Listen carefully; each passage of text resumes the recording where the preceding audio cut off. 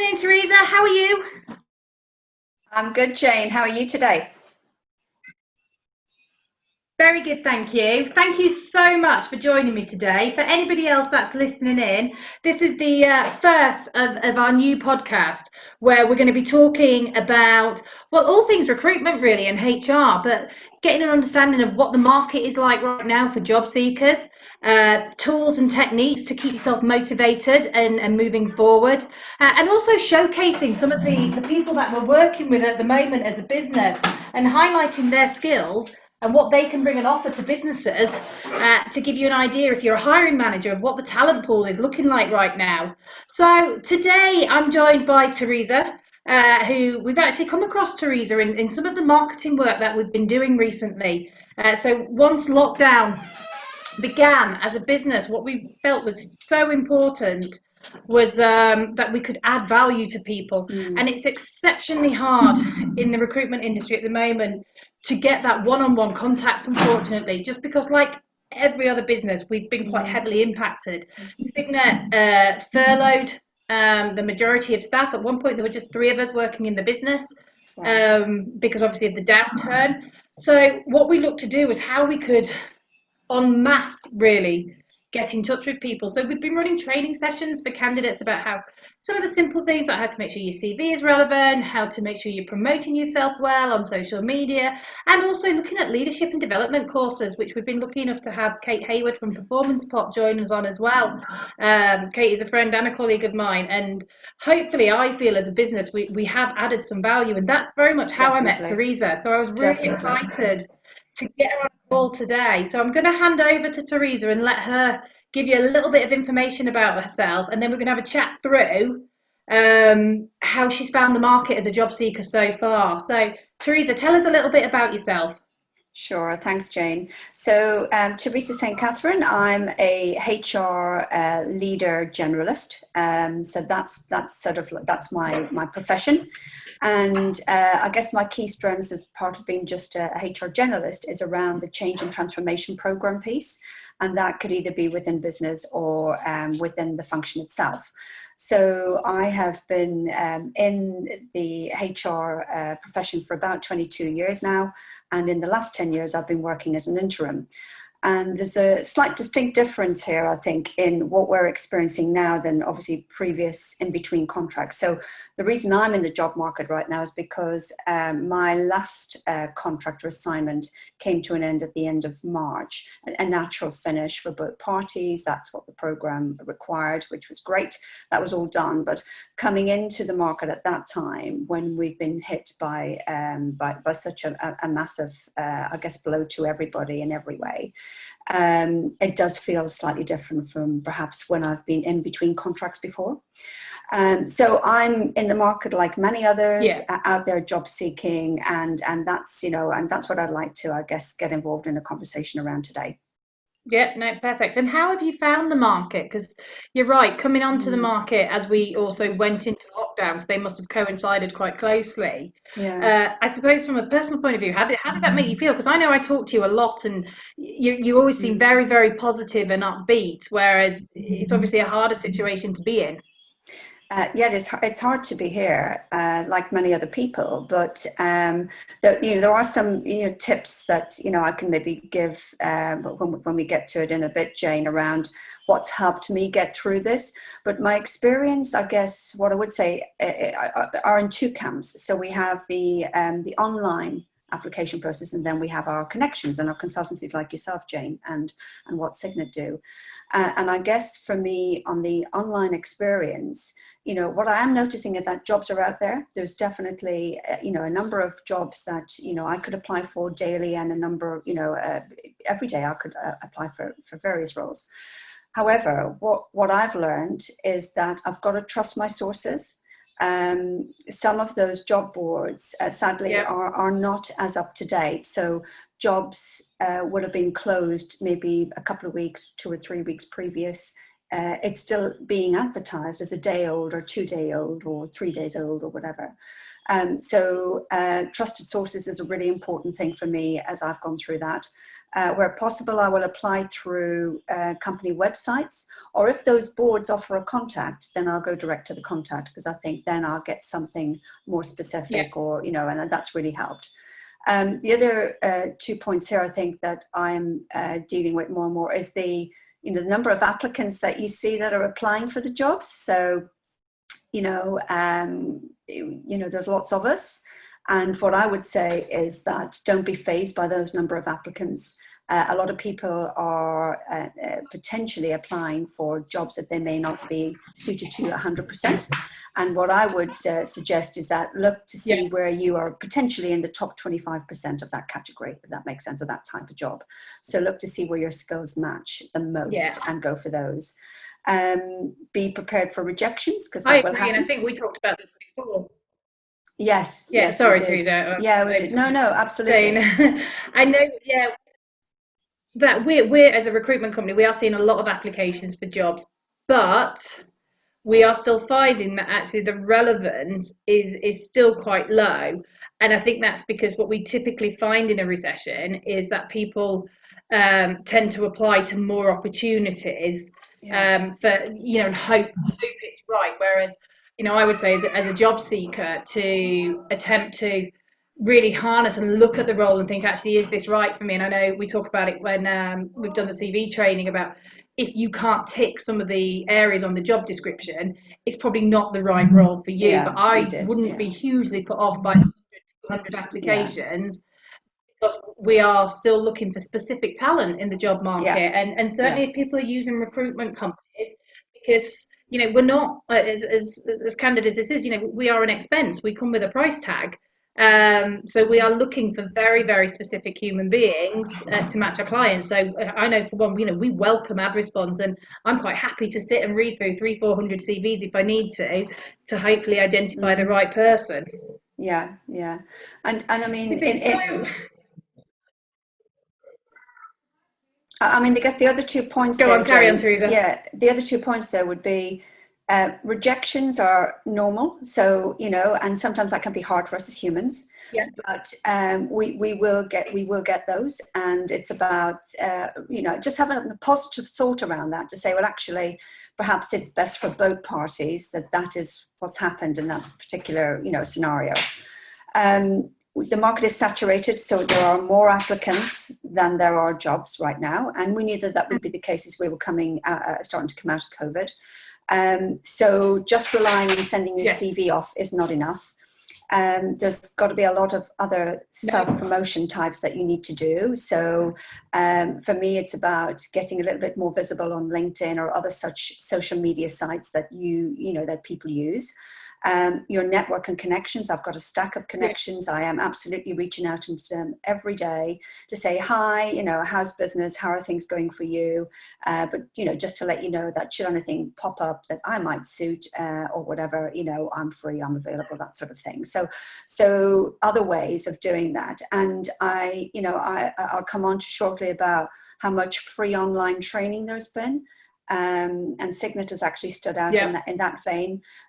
But it's been fabulous to, I think, get some really, really key advice on your CV. And the event that I attended with you, Jane, and it was quite a busy event from memory, it gave me some really good tips on redesigning my CV without the help of, a company that purely looks and reviews CVs. So without their help, I've been able to redesign mine in a way that really fits in with those automated tools that are used by consultancies and recruitment companies alike. So to get through those things. So that's been my online experience.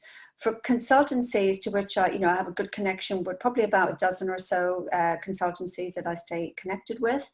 We have to acknowledge that they have been hit by lockdown, by business, and by furlough.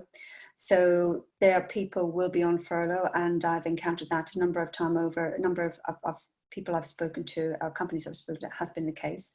So we have to acknowledge that they too are experiencing a downturn. There are not many roles coming through the consultancies, albeit that, we're starting to see some shoots of green from June onwards.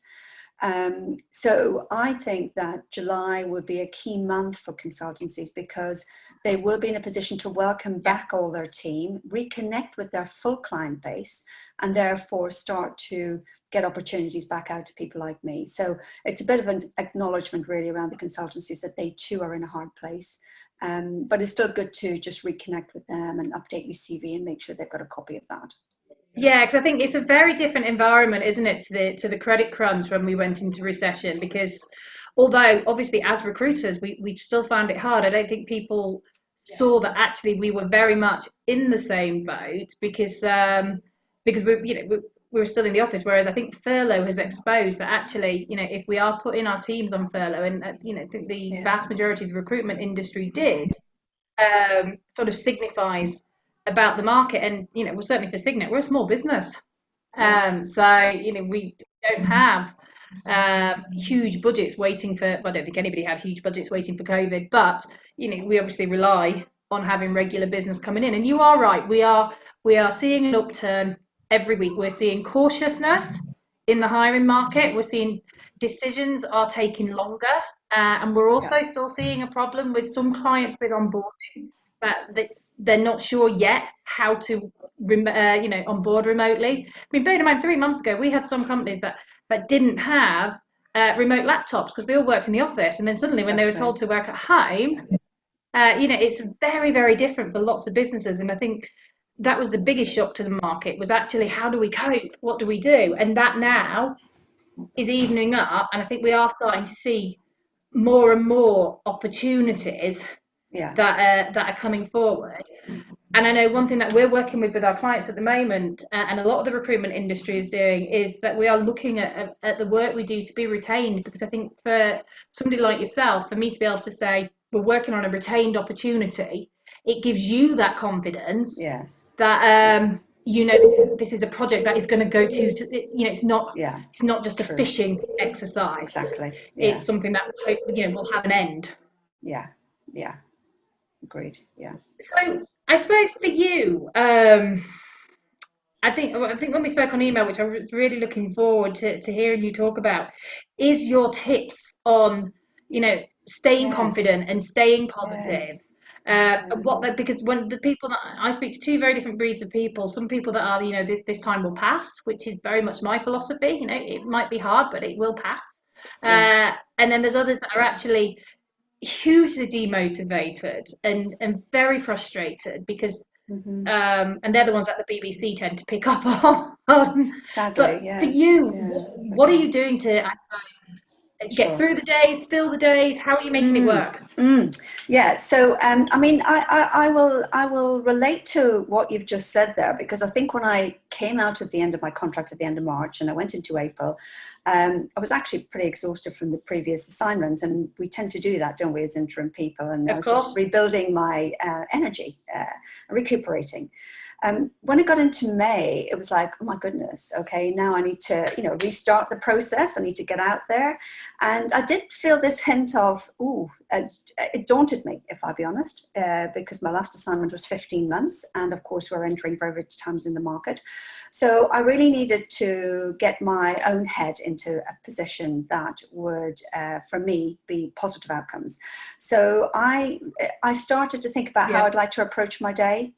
And a couple of things helped me. One was, now I talked earlier about the huge amount of free online training. Oh my days, there is a phenomenal amount out there. And it doesn't necessarily have to be about your trade, but you as a person, how you future-proofed yourself. You actually, you as in Signet, ran that session as well about your CV, about how to remain confident, about styles. You had wonderful, I think, free online learning for people to really dig into, and so too do many other companies.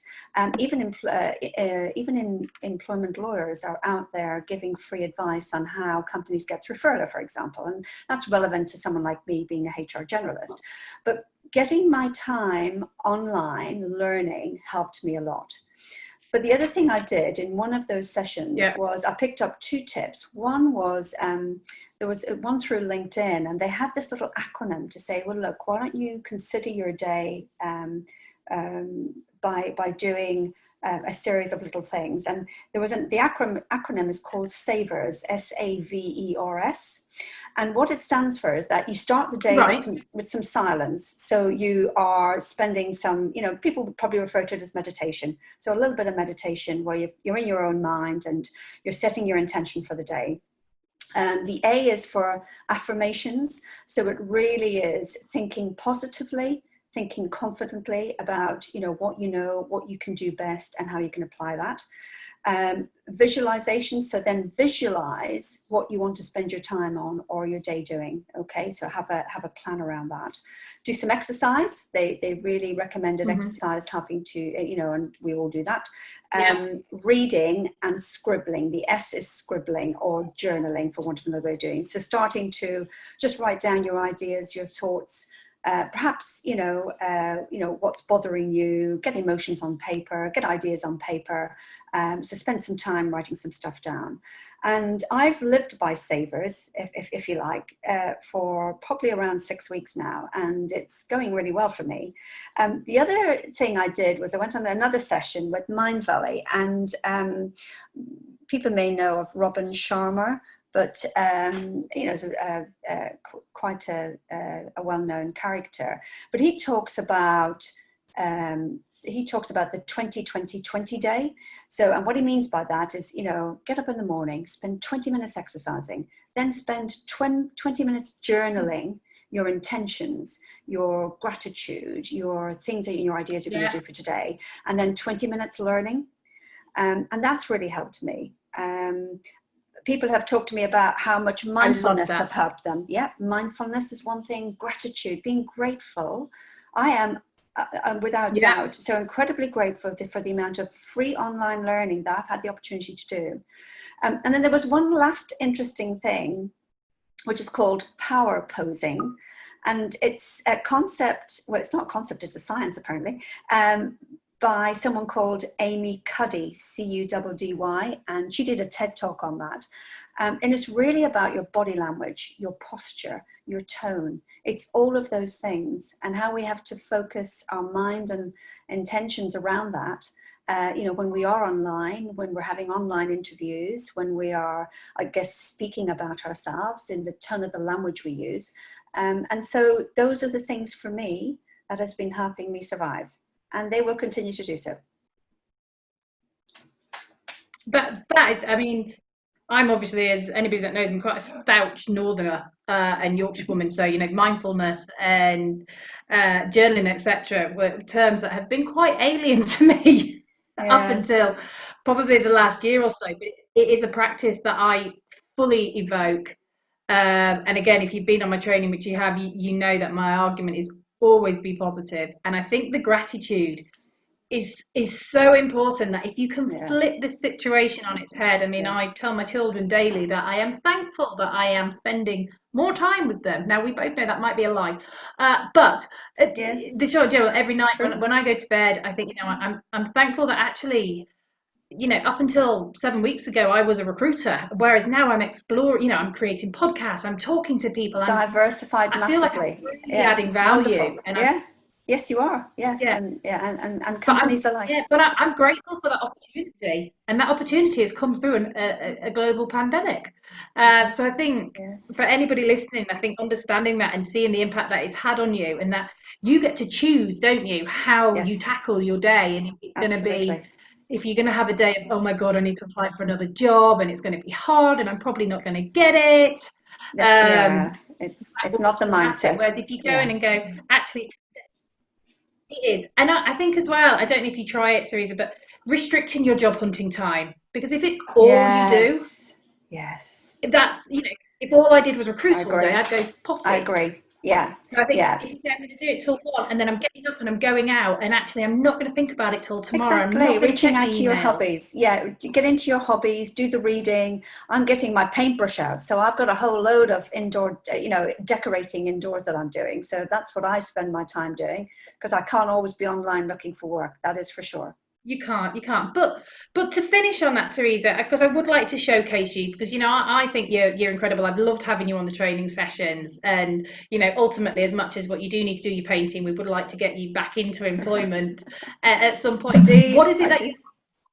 that is looking for that HR lead? What's the right role for you? Sure, yeah. So there's, I straddle across two things really.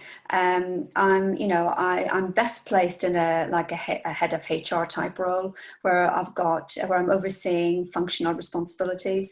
I really like to add value to those things, and I like to do things differently. So I'm not your traditional style HR Ulrich model approach. I will tweak. I will tweak how HR runs to fit the business. It's not to say that I can't go into a traditional makeup and deal with what I've got. It just gives you an opportunity to review. And I quite like that opportunity.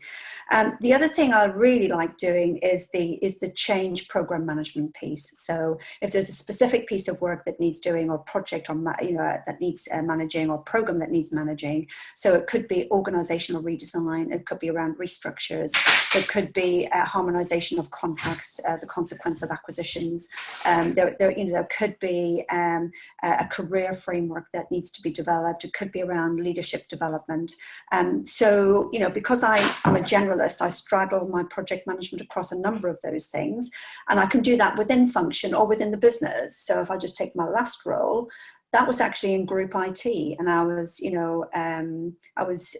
insourcing a whole IT service function from it being outsourced for a previous 11 years. So I can work in other functions and apply my HR practice to that. So thank you for asking, but those are the sort of areas that I ideally like to get into. And whilst this may not be a good time to enter the permanent market, I would love to do that. And the reason I would love to do that are two things. One is that in the last 10 years, I have learned so much from many different industries, many different businesses.